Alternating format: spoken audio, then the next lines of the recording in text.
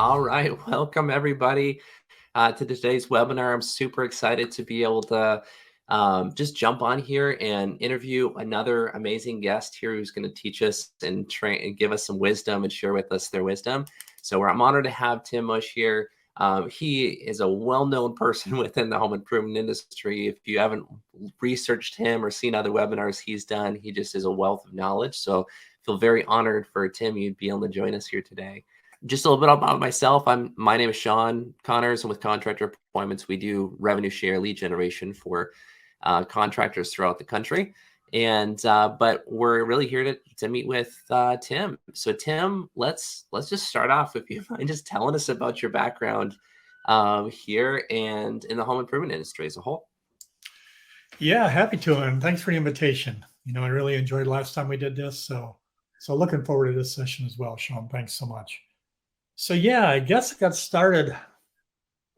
Many people that are probably listening weren't born yet, but got started probably in about the late 70s. There was something back then called the energy crisis, Sean. And we've been through a few kind of energy crises since then, but that one was kind of a big one. And what the energy crisis back then spawned is like the first wave of the solar industry. So what happened is there was a product called Solar Siphon that was put together by an organization in Eau Claire, Wisconsin. And they went and created an army of salespeople to go ahead and cover Wisconsin and Minnesota with that product. And myself, my brother were one of them. We were out there selling solar siphons. So going fine. But then one day, this whole industry was supported by tax credits back then because the energy crisis was so severe. They created all these tax credits to incentivize people to go ahead and get these systems. But then one day the administration changed, tax credits went away. The whole industry died overnight. So here we are, where this army of salespeople got these all gray pickup trucks, got all the branding done and all that, and we got nothing to sell. So we thought, what are we going to do? And then we got together as a small group one day, and one guy said, "Hey, I found something that's pretty cool." And we said, "Yeah, what's that?" And he says, "I found these plastic windows." We went, "What, really?" He says, "Yeah, they're like tilted for cleaning and all that. It's pretty cool." So we all got in the window replacement business. Back then, there was a supplier up in Superior, Wisconsin that was building these vinyl windows back then, some of the first. And we got in that business, and my brother and myself just, got into window replacement business, and we're floating along. And to try to shorten the story here, one day I was watching the Super Bowl about 1984, and there was a iconic ad on that Super Bowl. And many of you may or may not remember it. If not, Google it. It's probably the most famous TV ad in history. And what it was the introduction of the Macintosh computer by Apple. And that ad came on the Super Bowl, and for some reason it struck me. I don't know why. I said, I don't know what that thing is that was just advertised. Looks like it might change the world. And it did. And a couple of years later, I said, I'm going to get one of those things. So I went and bought one of these Macintosh computers, little 9-inch black and white computer. Cost $3,500. The laser printer cost $6,700. And I bought it to create newspaper ads for us back then in our window business. Had a programming language on there. And I had never turned a computer on before I got this, but I kind of dug into that and figured out how to make it do some things. And in effect, Sean, I created what's now known as the CRM. And it evolved over the years to a product that many people on the webinar might be aware of called Market Sharp. And been doing that ever since. So that's a little bit of background on my entry into the home improvement business. Yeah, that's just amazing. I know you probably shared a shorter version of that to me in the past. I mean, that's amazing to be able to, I think even when CRMs were coming on the landscape, it's like that is so needed. Obviously, you built something that was very needed specifically for the home improvement niche, and something you knew really a ton about. So if you're not familiar with Market Sharp, they're a leading CRM company in the industry here overall. So I'm curious.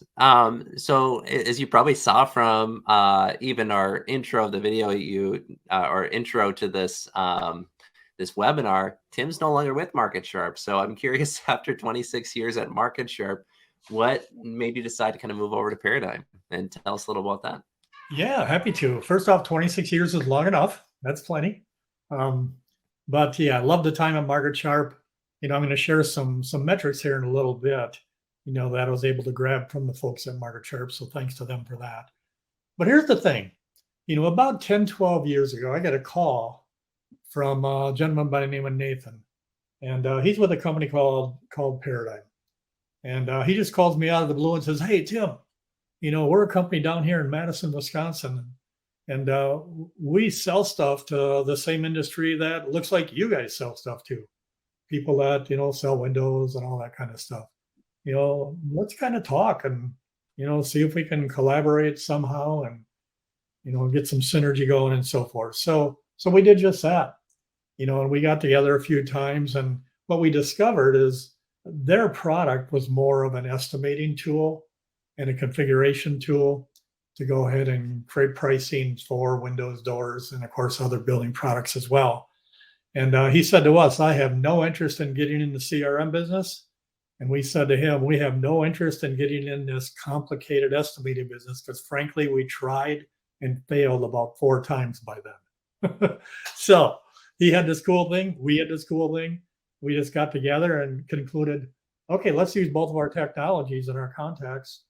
And let's go ahead and have the folks at Paradigm create this estimating tool that home improvement people can use in the home to do a better job. So we talked about that, and they set them on a path to create this tool, and they went through a couple iterations of this. And frankly, over the years, we kind of went our separate ways, and they did their thing, we did our thing. But then they ended up with this product called Paradigm Vendo a couple years ago, and we took a look at it and thought, that is very cool. And kind of re-engaged more conversations. And I thought, that's exciting to me. So we got together. My longtime coworker at Market Sharp, Jason Oftedal, he was the first to go to work at Paradigm, and I joined him here last August, and very excited. It's kind of an exciting thing. It works hand in glove with Market Sharp.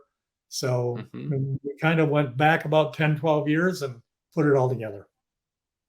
Yeah, that's amazing. So, well, and if you mind just kind of like, even just for a moment, just kind of describing a little bit of what Paradigm is, in a nutshell, just so people that don't know that can get some context there too, that'd be awesome. Yeah, Paradigm is a company that has about 500 employees, so it's a fairly substantial concern. And their core business is window configuration software used by about 70% of the window manufacturers in America, including all the big ones, Pella, Anderson, Marvin, and so forth, and about 50% of all the door manufacturers. So they have that very sophisticated software that these manufacturers use in their business for their dealers, building centers, and so forth, to go ahead and configure pricing, actually order products through, and so forth. What we're involved with, by where I mean Jason, myself, and the crew at Vendo. Vendo is a product within the Paradigm infrastructure, so to speak. And what that is, just an in-home presentation, estimating, contract generation tool that home improvement people can use in the home for sales purposes. So that's essentially it. That's essentially what we're working on. But Paradigm as a whole, has a broader line of products that's really quite sophisticated. Maybe when we wind down, I'll share some ideas of what's on the drawing board. So it's kind of exciting what we got in our future. Yeah, absolutely. So, I mean, I think the most interesting piece of it all is there's a lot of estimating tools out there that are kind of standalone, that you have to plug all your pricing in and then configure all your pricing, and it spits out your kind of line item estimates on that side of things. And there's a bunch of, presentation tools out there. And there's a bunch of like third-party contract tools out there, and kind of like it definitely seems like you're putting all those pieces together, and then it's all hooked into the manufacturers that actually, that are all right there from a pricing standpoint too, which is a unique Paradigm. There it is, right there. Yeah.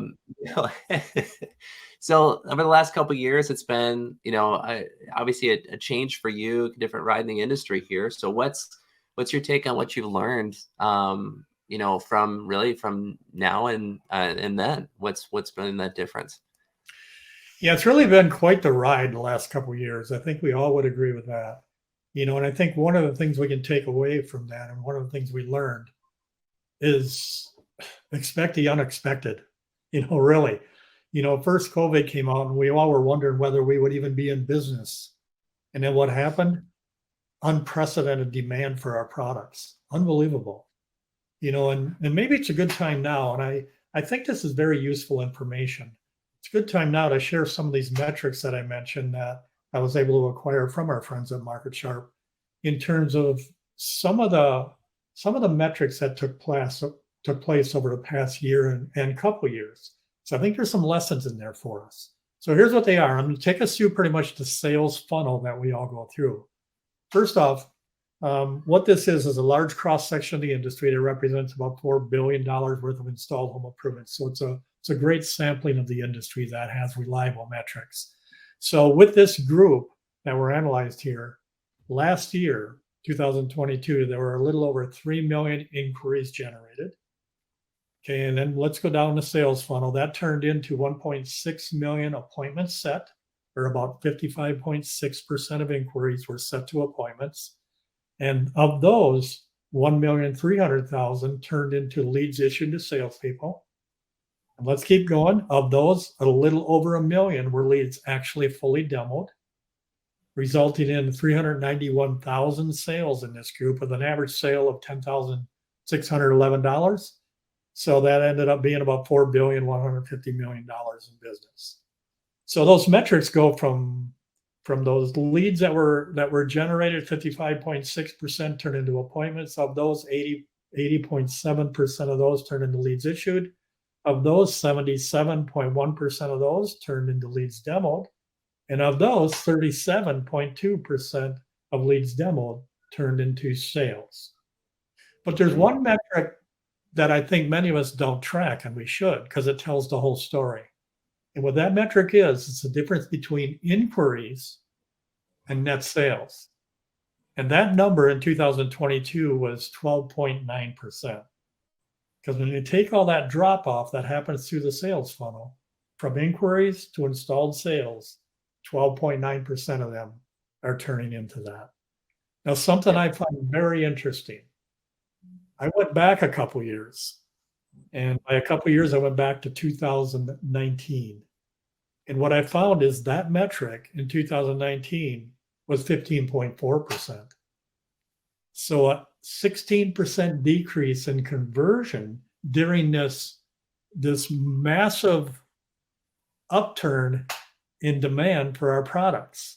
Yeah, we had a lot of demand, but look, as an industry, our conversion rate went down. And when you ask yourself, okay, why is that? I think there's a lot of reasons for that, but certainly one of them is, in times of abundance, which I think we would all say we were, swamped with leads, oftentimes comes waste and inefficiencies. And that's something every one of us should pay attention to, especially now. Because when we're talking about where we're at right now, certainly there's some economic forces going on out there that are changing a little bit of this demand. I think everybody would agree with that. I was just on a call prior to this one with our friends at Dave Yoho Associates, and they've gathered a bunch of information in terms of current demand for like windows and bath and all that. And it's somewhat down. So never has it been more important to get your efficiencies in order and improve that conversion rate of your whole funnel. So those are some of the things I learned over the past couple of years. Sean, how about you? What have you learned?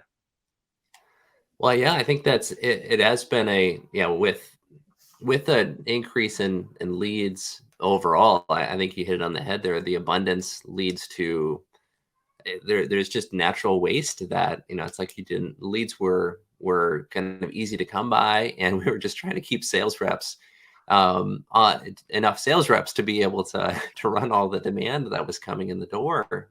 Really, I mean, that was the biggest issue that most of our contractors were facing, is it was recruiting issues from a sales perspective. The demand was there.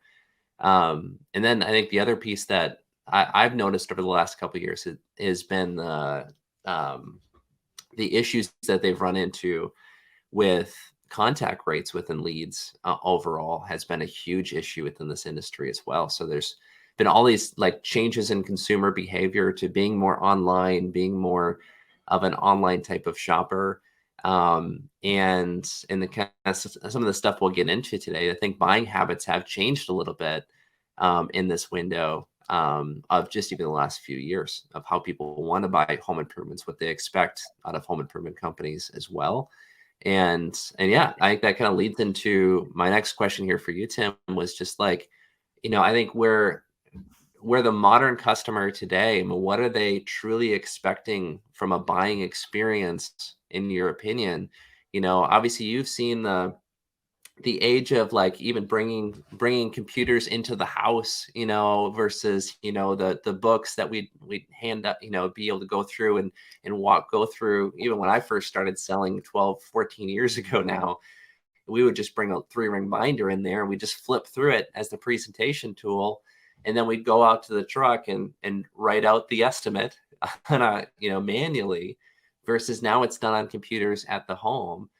And the presentations in a home on a computer, like what's the modern experience like now, and what is a homeowner really expecting from a home improvement buying experience? That's a lot packed into that question right there for you. Yeah. Got some thoughts on that. Before I do, let me just say this. I love what you guys do, because what you're doing in the sales funnel, if you remember, I talked about that inquiries to set appointments rate of 55.6%. That number is also down from previous years. And that's what I love about your company, what you guys do. You don't just stop at saying, here's a lead, now go convert it. You take it down another level or two and get it to the point where you really have an opportunity to tell the story. So kudos to you guys and how you're approaching that. So yeah, what customers want nowadays, let's start with the very basics here. I think in general, what customers want is they want to be satisfied. And of course that goes without saying, so I don't even know why we're discussing that. But when you talk about satisfaction and what that means, it's really a measurement that determines how well a company's products or services meet customers' expectations. But I think nowadays that's changed a bit. Now I think we got to add something to that. I think nowadays it's a measurement that determines how well a company's products, services, and the experience they give people meets their expectations. Because just having a product and just installing it really is not going to let you stand head and shoulders above the competition nowadays. So the question is, how are we doing as an industry? I think many people are aware of this, but I think the Consumer Federation of America did some research and found out, in terms of number of consumer complaints, we're not top of the list anymore. There are a couple industries that beat us, but we're third from the top of the list or the bottom of the list, depending on how you look at it, in terms of customer complaints. So what that says is, and some of you might be thinking, gosh, thought this was supposed to be a positive webinar. Here you are saying how crappy we are as an industry. Nothing could be more positive for your company than to realize the opportunity you have based on who you're competing with. And that's who we're competing with. So JD Powers, they did a study, and if you don't mind me looking down here, I'm going to read a couple things here. They did a study in 2022 based on the responses of more than 3,000 purchasers of home improvement products in the past 12 months. And they found out this. They said home improvement shopping is a large investment, can be difficult for customers to know which brands to consider and where to make the purchase. And then he went on and said manufacturers and retailers that, and here's the key here, personalize the experience, are going to see higher overall satisfaction rates. And then it concludes where it says customers are going to be willing to spend more when they have this type of experience. So going beyond just customer satisfaction, it's the experience you give people. And there's a formula that I think every one of us have heard. And it's so basic and simple. Some of you might think it's meaningless, but I think it's really powerful. And what it is this. People buy things from people and let me have you fill in the blanks here, Sean. The first one starts with a K, the second word starts with an L, and the third one starts with a T. You know what I'm talking about? People buy things from people they Go. Uh, say the one one more time. Put me on the spot here. I'll just fill in the blank for you. People Yeah, buy things from people they know, like, and what's the third one? Trust. trust. Yeah, yeah. That is a great formula. So when you're thinking about constructing your whole experience, including your presentation, make sure you're covering those bases. Obviously, they're going to know a little bit about you because they invited you into the home. So that's important. But they want to know more about your company. They want to know a little bit about you, but they also got to like you. They got to like your company. They got to like your product offering. And here's one that we really got to pay attention to. They got to like your price. And when all that happens, it paves the way for that trust factor to also be there. And you want Yep. to kind of cement the deal by offering various parts of social proof and things like that, where they can get input from unbiased people or organizations rather than just you as a salesperson. So, know, like, and trust is really the formula we're after. Yeah. So, going on, let me just mention 5 things, Sean. I don't want to bring you back into the conversation here. But I think there's 5 elements today's home improvement buyer really is demanding in the presentation. Number one, they want to know what's coming. They want to know what to expect. I'm not sure if you know kind of a contemporary industry that we have has a podcast of his own called Remodelers on the Rise. His name is Kyle Hunt. And Kyle came up with something that to me is ingenious. He says, you really got to start off your presentation with people with 5 magic words. And his magic words are this is how we work.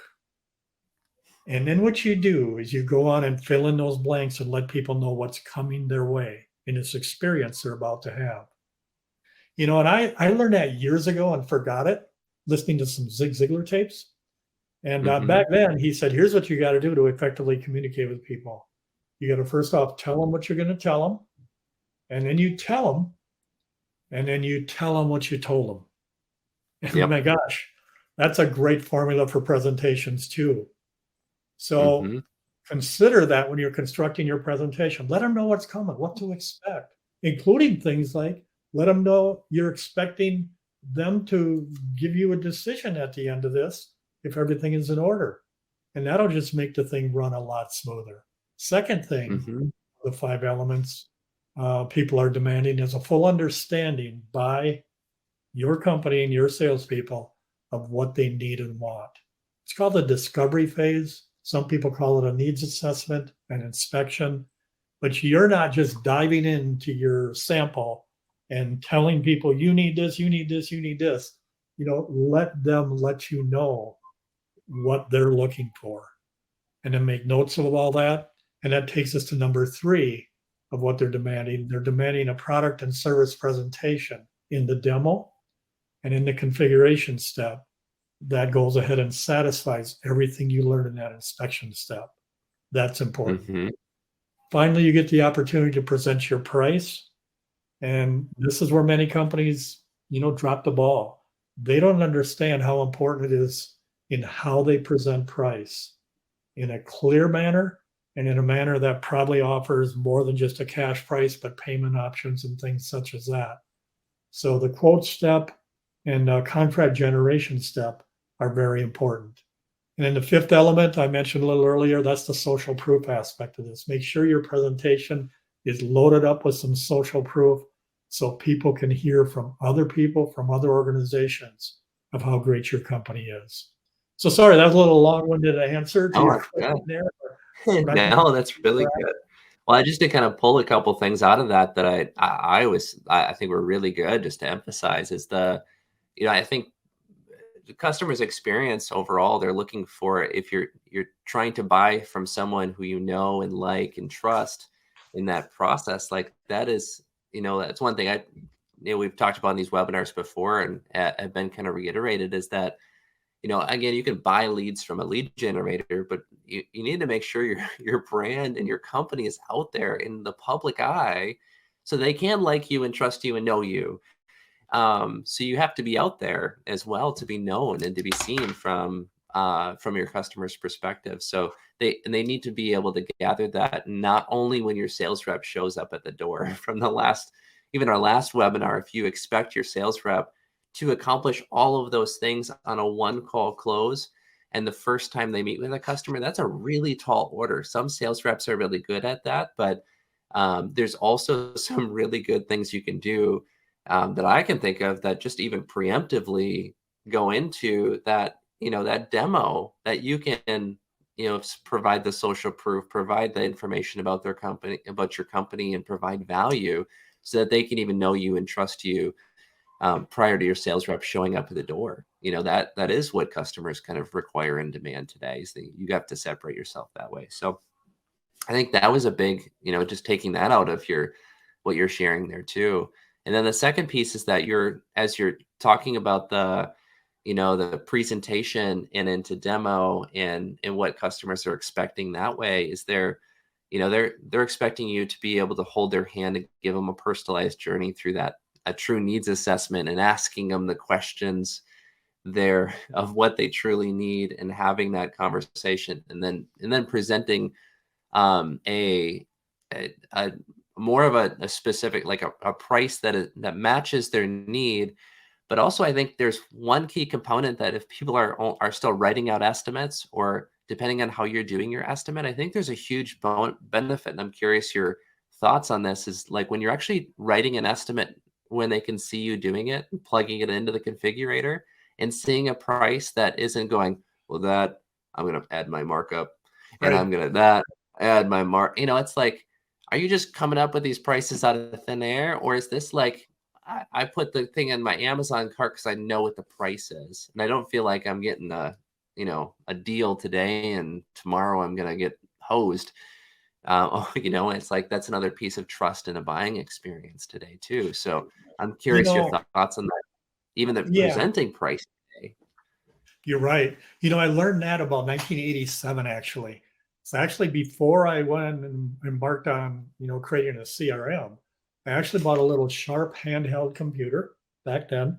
It had a little printer attached to it, put all the pricing of our windows in there, and got to the point where it's time to present price. I let it do its thing. I put its measurements in.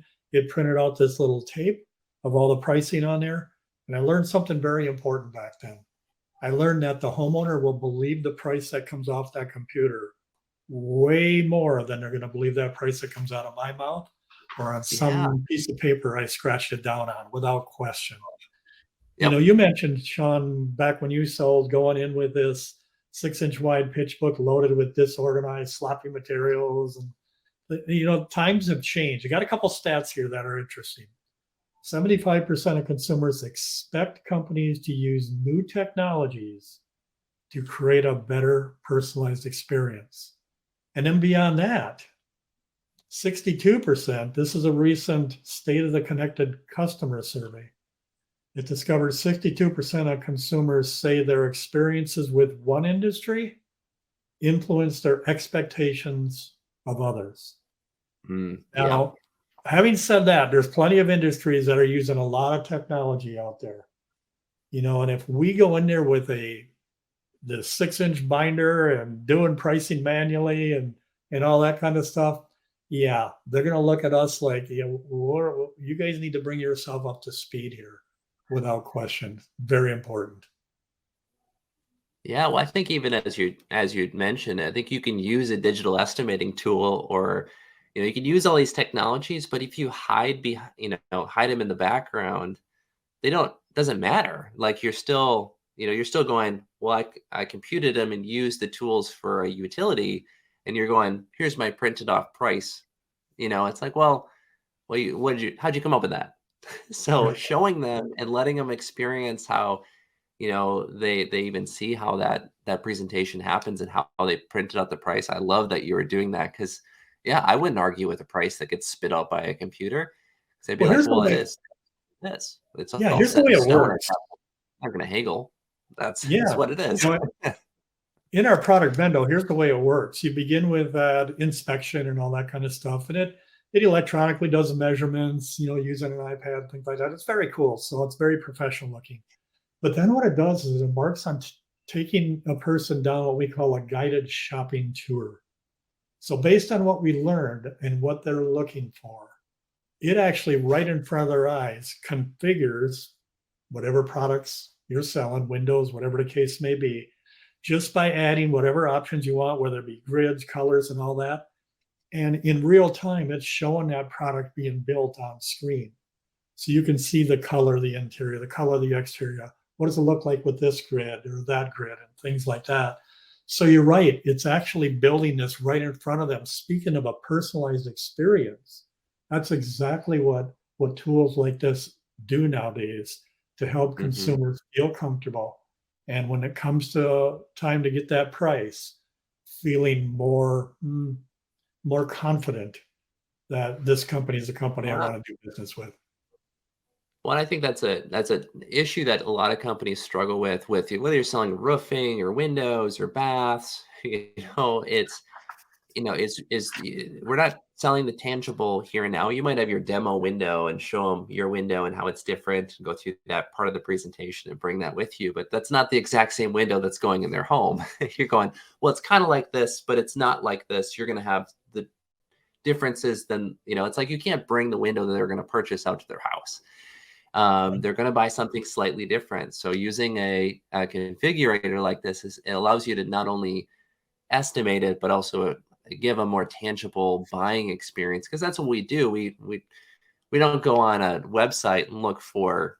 I'm going to buy a green shirt, but I'm going to only look at the blue ones. Well, I don't know what color green it's actually going to look like. There's a lot of different color greens. If I wasn't able to see the green shirt I was going to buy, then it would be a lot harder to buy that shirt. I would just be buying without as much trust in that size. I have to trust that their green is what the green I like. So when you're able to do and give a configurator and kind of see that and show that, I think there's just so much value in that overall. So diving in a little deeper here, I'm curious. So obviously the tablets, are standard in the house. Bringing a computer along with you, using tools to do virtual measurements on roofing over satellite and exteriors, with virtual measurement tools are becoming more of the norm and not you're not the minority anymore. Majority of the companies are using these virtual tools. So what can you do in a sales presentation that still separates you from the other companies that are using technology? What's the forefront of that? How do you continue to be the one that's using the more sophisticated technology to your benefit? Yeah, I think you hit on one thing is, use a tool that really is a true configurator, not just listing out lines of pricing and things such as that. So give them that experience, involve the consumer in the process. That's probably one of the biggest benefits of using those technology tools is the consumer actually is involved in making choices throughout this process. And again, seeing it unfold right in front of their eyes. And then, use all sorts of other things. Use video testimonials in your presentation. You'll supplement your product demo with things such as that, rather than just go into home with a corner cut of a window and think that's pretty much the core of your presentation. Those days are over. You can't do Yep. that. And of course, our friends at Engage, they have a great tool that many people, I'm sure, listening to webinar use. And our product Vendo, works hand in glove with Engage and brings out the power of both of them to create this great experience. But when you think about it, the reasons to use something like this, number one, is consumers are expecting it. We've already mentioned Yep. that. Separates you from your competitors in a big way, allows for that personalized experience. It makes the salesperson's job easier and faster. That's a big thing. And how about this one? This might be one of the biggest things. It helps a salesperson follow a consistent sales process and puts them on a track to not skip important steps. I read Hmm. a stat here recently that 46% of all sales presentations end without an attempt to close. That's bad in and of itself, but probably more important than that are the other important steps of the sales presentation that are Yeah. ignored by salespeople. They might try to close at the end, but they skip 3 in the middle, which gives them no chance to close. You know what I mean? Yep. It helps eliminate mistakes in quoting. It takes the complication out of that. It reduces ramp up time for salespeople. It's easier to train them up. And frankly, kind of wrapping up, the benefits, it's just a better overall customer experience, which is really where we started this discussion about Yep. this customer experience and this customer satisfaction, that wanting to deal with a company that they have full trust in. Yep. Well, I feel like you need technology that's going to ultimately solve that trust in the price that you give them and make the salesperson an expert. And I think technology can make the salesperson an expert even when they're not, right? Because the technology is kind of giving that that as a whole, and can build clout with a company as well. So now with kind of going into like I mentioned, more and more companies are adopting technology. What I'm curious, Tim, like you've been in this like technology space for a long time, so I'm curious, like, uh, what's next? What do you think is the Okay. next thing in home improvements? I'd love to hear you answer this question. Well, I'll speak to that from a couple angles. First off, a couple things that are on the drawing board and actually beyond the drawing board, with us at Paradigm and so forth. And one thing is more visualization aspects. There are tools out there that do some of that. I think we're familiar with tools like Hover and things such as that. Mhm. But what we got is we got something, on the horizon called Paradigm View. And it does all that. You get a picture, it goes ahead and measures all the windows and all that kind of stuff. And it's going to take the windows that you configure in the guided shopping experience, place them in the picture, so to speak. So you're going to be combining presentation, estimating, and visualization in one tool rather than trying to scatter it all with a bunch of Yep. different tools that aren't cohesive. And then the other aspect, technology-wise, that I think that's important is just the whole process of paperwork and the admin process of completing a job. For example, you go out and make an estimate on windows using the tool, click a button, and you'll be able to send that to your manufacturer for ordering, so you don't have that step in the middle.